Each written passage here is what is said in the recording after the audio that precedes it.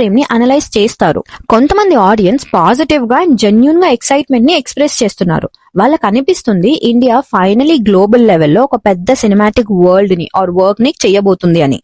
And ఇంకో side చాలా మంది ఇంత పెద్ద బడ్జెట్ ఉన్నా కూడా విజువల్స్ లో ఆ వెయిట్ లేదు అని క్వశ్చన్ చేస్తున్నారు. దానికి రీజన్ అండ్ ఆడియన్స్ కన్సిడర్ చేసే విషయం ఏంటి అంటే, Ramayana is not a new story. మనం చిన్నప్పటి నుంచి విన్న స్టోరీయే. సో ఆడియన్స్ కి స్టోరీ లైన్ ఆల్రెడీ తెలుసు. స్టోరీ లైన్ ఆల్రెడీ తెలిసినప్పటికీ ఇండియన్ ఆడియన్స్ చాలా ఎక్సైట్ అవ్వడానికి రీజన్ అది మన హిస్టరీ కాబట్టి. ఆ history that we are proud of.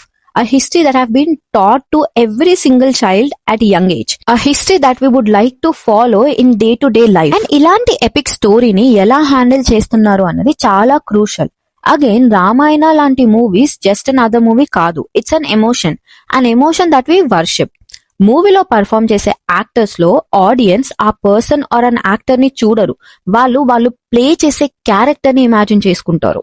And అలాంటి ఎమోషన్ ని క్యారీ చేసే మూవీలో ఆడియన్స్ ఎక్స్పెక్ట్ చేసేది ఇమాజినేషన్ ని మ్యాచ్